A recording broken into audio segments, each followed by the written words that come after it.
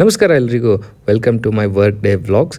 ಇವತ್ತು ನಾನು ಕರ್ನಾಟಕದಲ್ಲೇ ಅತಿ ಹೆಚ್ಚಾಗಿ ಅಲ್ಫಾನ್ಸೋ ಅಂದರೆ ಲೋಕಲಾಗಿ ಬದಾಮಿ ಅಂತಾರಲ್ಲ ಆ ಮ್ಯಾಂಗೋ ಬೆಳೆಯುವಂಥ ಪ್ಲೇಸಿಗೆ ಹೋಗ್ತಾ ಇದ್ದೀನಿ. ಈ ಪ್ಲೇಸ್ ಹೆಸರು ರಾಮನಗರ ಅಂತ. ಇಲ್ಲಿ ರೈತರು ತಮ್ಮ ಬೆಳೆನ ಮೇಜರಾಗಿ ಫ್ರೆಶ್ ಮಾರ್ಕೆಟ್ ಮತ್ತು ಪ್ರೊಸೆಸಿಂಗ್ ಅಂದರೆ ಜ್ಯೂಸ್ ಫ್ಯಾಕ್ಟ್ರಿಗಳಿಗೆ ಮಾರಾಟ ಮಾಡ್ತಾರೆ. ಇಲ್ಲಿನ ಮಾವಿನ ತೋಟಗಳಿಗೆ ವಿಸಿಟ್ ಮಾಡೋದೇ ಒಂಥರ ಚೆಂದ, ಯಾಕಂದರೆ ಎಲ್ಲ ಮಾವಿನ ತೋಟಗಳು ಇದೇ ರೀತಿ ಬೆಟ್ಟ ಗುಡ್ಡಗಳ ಮಧ್ಯೆನೇ ಇರೋದು. ಒಂಥರ ಪ್ರಾಪರ್ ಆಫ್ ರೋಡಿಂಗ್ ಟ್ರ್ಯಾಕ್ ಅಂತಲೇ ಹೇಳ್ಬೋದು ಇದನ್ನು.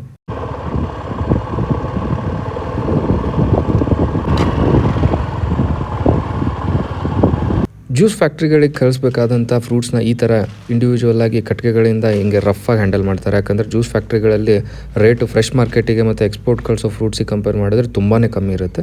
ಅದಕ್ಕೋಸ್ಕರ ಈ ಥರ ರಫಾಗಿ ಹ್ಯಾಂಡಲ್ ಮಾಡಿ ಲೂಸಾಗಿ ಗಾಡಿಗಳು ಫ್ಯಾಕ್ಟ್ರಿಗಳಿಗೆ ಹೋದ್ಮೇಲೆ ರಿಜೆಕ್ಟ್ ಆಗದೇ ಇರಲಿ ಅಂತ ಫೀಲ್ಡ್ ಲೆವೆಲಲ್ಲೇ ನಾನು ಅದ್ರದ್ದು ಮೆಚುರಿಟಿ ಮತ್ತು ಕ್ವಾಲಿಟಿನ ಟೆಸ್ಟ್ ಮಾಡ್ತಿದ್ದೀನಿ.